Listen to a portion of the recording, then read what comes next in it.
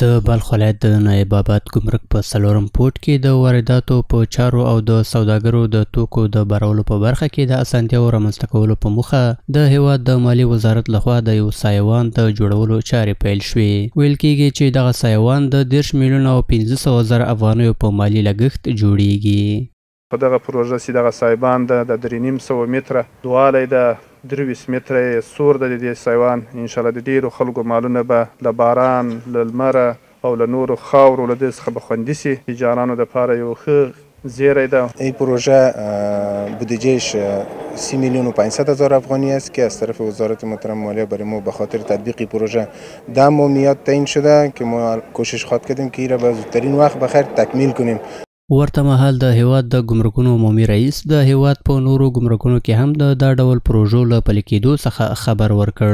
نوموړي همداراز وویل چې اسلامي امارت هوډ لري څو د هیواد د ټولو ګمرکونو کاري بهیر معیاري او سوداګرو ته لازمي اسانتیاوې برابرې کړي. داسې پروژو چې هغه د بهبود او د پرمختګ او د تجارانو دپاره د سهولت پروژې دي په ډېرو ګمرکاتو کې د افغانستان په ټولو ګمرکاتو کې موږ په هر ګمرک کې که وایو 4 او 5 پروژې موږ په الحال هم کار لاندې لرو. دغه انجینر صاحبان د وزارت مالیې د وخت نه وخت ځي په د ولایاتو باندې ګرځي. دا د خوشحالۍ ځای دی. له بلې خوا د بلخ مرستیال والي د دې پروژې پیل د سوداګرو لپاره د اسانتیاو د رامنځته کولو په برخه کې یو مهم ګام بولي او زیاتوي چې د بلخ ولایت ځایي اداره هڅه کوي څو له ټولو وزارتونو سره په همغږۍ د دغه ولایت په کچه نورې پروژې هم پلي کړي.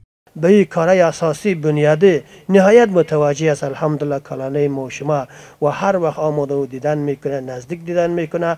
انشالله امیدوار هستیم در آینده قدم به قدم آهسته به آهسته این مشکلات مردم رفع میشه انشالله، چون که متوجه است.